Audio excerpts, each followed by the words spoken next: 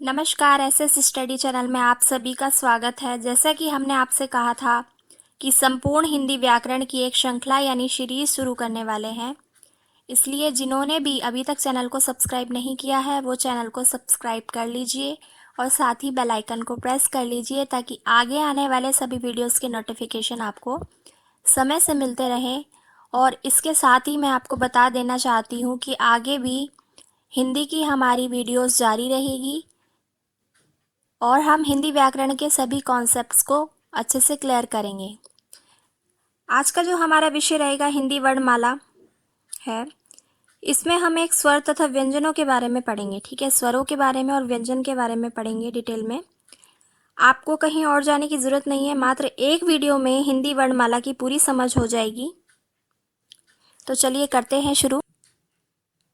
हिंदी वर्णमाला, जैसे कि आपको नाम से ही पता लग रहा है कि वर्णों की एक श्रृंखला जिसे कि वर्णमाला कहा जाता है, इसको हम डिटेल में पढ़ेंगे। ध्यान से समझिएगा, आपको समझ आएगा।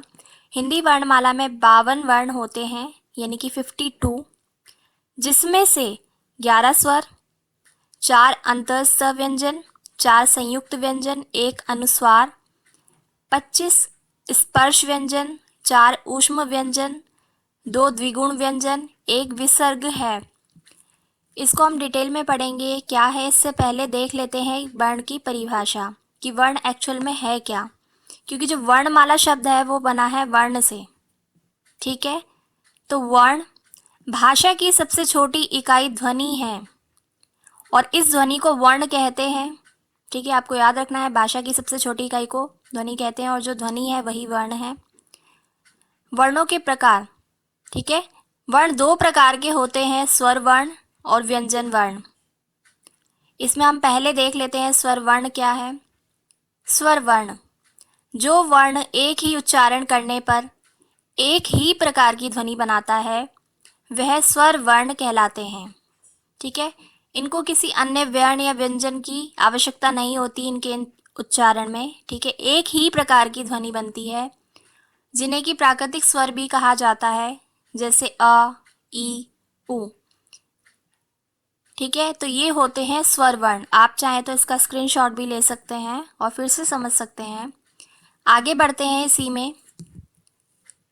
ठीक है, स्वर वर्ण में ही हम आगे बढ़ते हैं, व्यंजन वर्ण हम बाद में करेंगे। मूलतः स्वरों की संख्या 11 है। हमने शुरुआत में भी पढ़ा। यदि अंग और अह यानी कि अयोगवाह, इनको कहा जाता है अयोगवाह। आपको याद रखना है अंग और अह। आपसे प्रश्न पूछा जाता है अयोगवाह किसे कहा जाता है, तो आप लगाएंगे अंग या फिर अह को। ठीक है, फिर से रीड करती हूँ। मूलतः स्वरों की संख्या 11 है। यदि अंग और अह को शामिल कर लिया जाए या कर दिया जाए तो स्वरों की संख्या 13 हो जाती है। ठीक है, हमने पढ़ा था 11 स्वर, जिसमें कि अंग और अह को जोड़ देंगे तो ये टोटल कितने हो जाएंगे, कुल 13 हो जाएंगे, 13 स्वर। अब आते हैं मूल स्वर कौन से हैं। आपसे यहाँ पे भी एक प्रश्न बनता है कि मूल स्वर पर निशान लगाइए या मार्क कीजिए, ढूंढिए, कुछ भी पूछा जा सकता है आपसे। तो आपको पता होना चाहिए मूल स्वर कौन कौन से हैं। अ, आ, ई, उ, ऊ, ऋषि, री, ए, ओ, औ।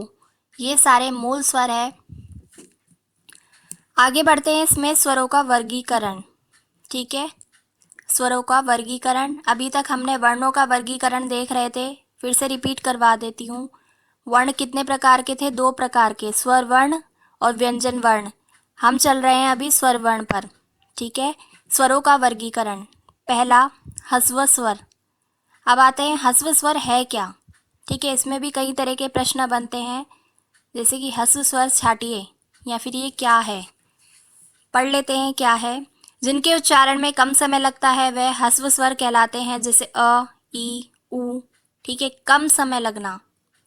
दूसरा, दीर्घ स्वर, जिनके उच्चारण में ह्रस्व स्वरों से दुगना समय लगता है यानी डबल समय लगता है, वह दीर्घ स्वर कहलाते हैं। आपको यहाँ से याद रखना है कि दीर्घ का मतलब होता है बड़ा। जो बड़ा स्वर होगा उसको उसके उच्चारण में ज़्यादा ही समय लगेगा, इसलिए वो दीर्घ स्वर है। ठीक है,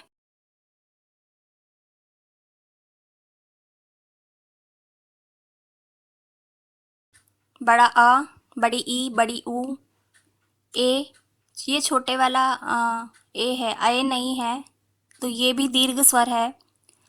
ओ और औ, आपको याद रखना है दीर्घ स्वर कौन से हैं। अब आते हैं इसके तीसरे प्रकार पर, प्लुप्त स्वर पर।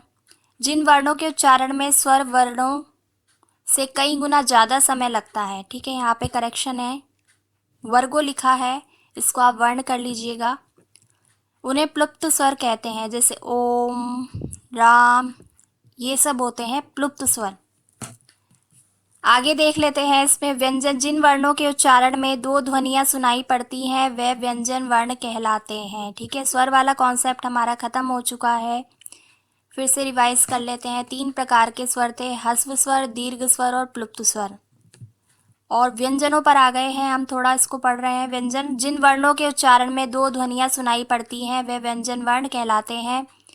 व्यंजन वर्ण क, च, ट, त, प वर्ग समूह में होते हैं, आपको याद रखना है। इसमें कई सारे प्रश्न बनते हैं कि क वर्ग के वर्ण छाटो, वर्ग के वर्ण छाटो, प वर्ग के वर्ण छाटो, कोई भी क्वेश्चन बन सकता है इसमें से। तो आपको जब तक पता नहीं होगा तो आप मार्क नहीं कर पाएंगे। इसका आप स्क्रीनशॉट ले लीजिए। और मैं रीड करती हूँ। क वर्ग में आ जाएंगे क, ख, ग, घ, ड़। ठीक है, ये सारे आ जाएंगे। उसके बाद च वर्ग में भी 5 आ जाएंगे। अगले 5 ट वर्ग में आ जाएंगे। त वर्ग में अगले 5 आ जाएंगे और प वर्ग में अगले 5 आ जाएंगे। तो ये सारे वर्णों का वर्गीकरण है जो कि क, च, ट, त, प में बटे हुए रहते हैं। आगे बढ़ते हैं। अंतस्थ व्यंजन य, र, ल, व। ठीक है, आपसे पूछा जाता है अंतस्थ व्यंजन कौन सा है, तो आप लगा देंगे। आपको याद रखना है ये 4 हैं, य, र, ल, व। आगे है संघर्षी ऊष्म व्यंजन। ठीक है, तो ये कौन से हैं, श, श, श, ह, ये सारे क्या है, इसमें जो है उच्चारण में गर्मी का एहसास होता है, उसे कहा जाता है ऊष्म व्यंजन। संयुक्त व्यंजन, जैसा कि इसके पद से ही पता लग रहा है, संयुक्त यानी मिला हुआ, मिला जुला। ठीक है, कौन से हैं, छ, त्र, ज्ञ, श्र। अब ये कैसे बने होते हैं, छ, त्र, ज्ञ, श, किन दो व्यंजनों और स्वरों की सहायता से बने होते हैं, ये आप ध्यान से समझिए। पहले देख लेते हैं। छ, का में अगर आप श षटकोण वाला जोड़ेंगे और अ जोड़ेंगे तो ये बन जाएगा छ, क्षत्रिय वाला। ठीक है, फिर आते हैं त्र पर, त और र और आ। य कैसे बना है, ज, ज्ञ, अ। श्र कैसे बना है, श, र, अ। यहाँ पे आपको हलंत लगाना है, क, त, ज, श के नीचे हलंत, ये जो निशान है इसी को कहा जाता है हलंत। ये इसलिए लगाया जाता है ताकि इसमें वर्णों को अलग दिखाया जा सके, यानी कि अगर का के नीचे हलंत है तो इसका मतलब है इसके साथ कुछ भी नहीं जुड़ा हुआ है। ठीक है, लेकिन छ क्षत्रिय के नीचे कोई हलंत नहीं था, इसका मतलब इसमें क भी है, श भी है, अ भी है, तब जाके बना ये छ। ऐसे ही त्र के नीचे कोई हलंत नहीं था, इसका मतलब था इसमें त भी है, र था और अ था, तब जाके बना त्र। तो इस तरीके से व्यंजनों का निर्माण होता है। ये थे संयुक्त व्यंजन। फिर से रिपीट कर लेते हैं, इनको रिवाइज कर लेते हैं। अंतस्थ व्यंजन य, र, ल, व। ठीक है, संघर्षी या ऊष्म व्यंजन श वाले आ जाएंगे, जिसमें कि ह आ जाएगा आगे। संयुक्त व्यंजन हमारे 4 थे, ये 4 4 हैं। ठीक है, कौन कौन से, छ, त्र, ज्ञ और श्र।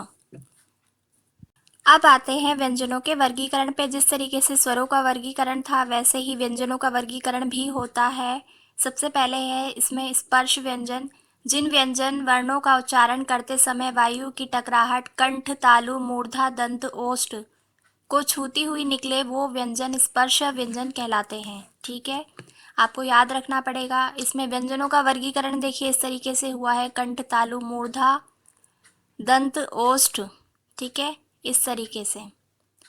और इसको डिटेल में समझने के लिए आप इस पिक्चर को देख सकते हैं। इसमें आपको दिखाया गया है कंठ कौन सा है, तालु कौन सा है, मूर्धा क्या है, दंत क्या है और ओष्ठ क्या है। इसको अच्छे से समझने के लिए मैं आपको थोड़ा सा ब्रीफ में बता भी देती हूँ। जैसे कंठ यानी गले से आवाज़ निकलेगी आपकी, क, ख, ग, ज, ड। आप जब भी बोलते हैं इसमें ना तो होठों का इस्तेमाल होगा ना तालु का, ना मूर्धा का, ना दंत का। इस तरीके से बाकी भी आप देख लेंगे उच्चारण स्थान इस पिक्चर के माध्यम से। इस चित्र के माध्यम से आपको समझने में सहायता होगी, तो इसका स्क्रीनशॉट आप याद से ले लीजिएगा। आगे इसमें देखिए तालु में च छ ज झ ढ़ ये सब आ जाएंगे। मूर्धा में आ जाएगा ट ठ ड ढ ढ। उसके बाद दंत में त थ द ध न। ओष्ठ में प फ ब भ म। इसमें होठों का इस्तेमाल, ओष्ठ यानी होठों का इस्तेमाल होता है। आप चाहें तो उच्चारण करके देख सकते हैं। आगे स्पर्श व्यंजन में ही अघोष वर्ण और सघोष वर्ण आएगा। तो सबसे पहले देख लेते हैं अघोष वर्ण किसे कहा जाता है। जिन ध्वनियों के उच्चारण में उच्चारण तंत्र कंपित ना हो उन्हें कहा जाता है अघोष वर्ण। ठीक है, अघोष वर्ण जैसे प्रत्येक वर्ग का पहला और दूसरा व्यंजन देखिए क, ख, च, छ, ट, ठ, त, थ, प, फ, यानी कि शुरुआत के जो दो हैं इसमें अघोष वर्ण है। इनको उच्चारित करते समय आपका उच्चारण तंत्र कंपित नहीं होता। अगला देख लेते हैं इसमें सघोष वर्ण।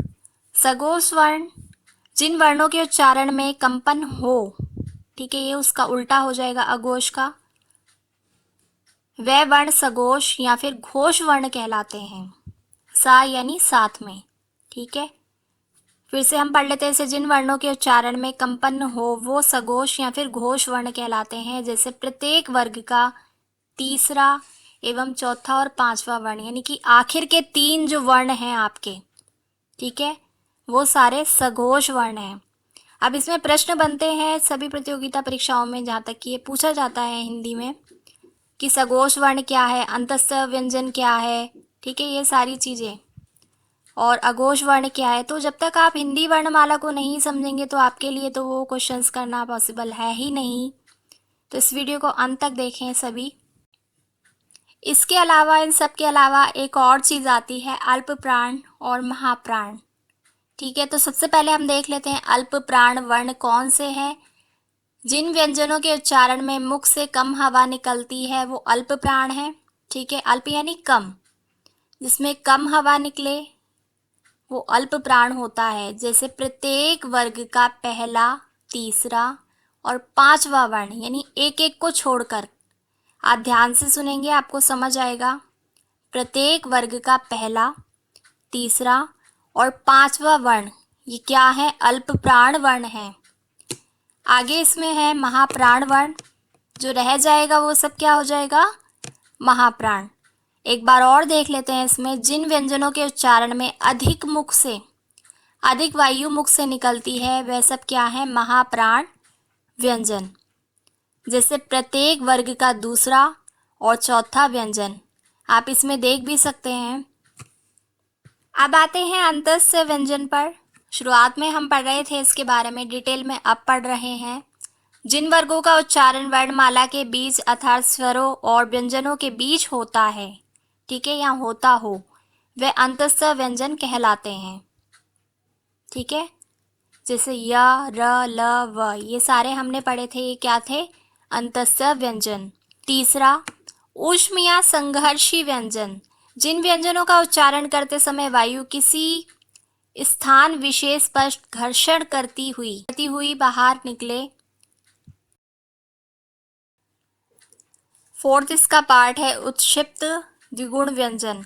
वर्णमाला में जो वर्ण शब्दों के रूप में नीचे अनुस्वार बिंदु के साथ प्रयोग में लाए जाते हैं वे द्विगुण व्यंजन कहलाते हैं। ये इसकी पहचान है कि इनके नीचे बिंदी होती है, इसमें जीभ ऊपर उठती है, फिर जीभ मूर्धन्य उच्चारण पर आ जाती है। मूर्धन्य देखिए, मैं आपको फिर से दिखा देती हूँ। ये देखिए इसमें दिखाई पड़ रहा है आपको मूर्धन्य, ठीक है, मूर्धा यानी कि। तो देख लेते हैं उत्क्षिप्त व्यंजन कौन से हैं, ड और ढ। ठीक है, ड, क्योंकि इसमें बिंदी है इसलिए ये हो जाएगा ड। पांचवा इसका पार्ट है संयुक्त व्यंजन। हम बार बार पढ़ रहे हैं, इसे डिटेल में देख लेते हैं। वर्णमाला में ऐसे व्यंजन वर्ण जो दो अक्षरों को मिलाकर बनाए गए हैं, देखिए संयुक्त का मतलब ही होता है मिला जुला, वो संयुक्त व्यंजन कहलाते हैं, जैसे छ, त्र, ज्ञ, श्र। इनका निर्माण, शब्द निर्माण कैसे हुआ, सॉरी वर्ण निर्माण कैसे हुआ, ये मैंने आपको बता दिया था। आप चाहें तो वीडियो को दोबारा से देख सकते हैं या फिर इसका स्क्रीनशॉट ले सकते हैं। तो हिंदी व्याकरण पर पहला वीडियो आपको पसंद आया होगा, ऐसी मुझे आशा है। और आगे आने वाले वीडियोस में जैसे संधि है, वर्ण हो गया हमारा, अलंकार है, समास है, ये सारे हम टॉपिक्स को कवर करेंगे। तो आप चैनल को सब्सक्राइब कर दीजिए, बेल आइकन को क्लिक कर दीजिए और वीडियो को शेयर करना मत भूलिएगा। धन्यवाद।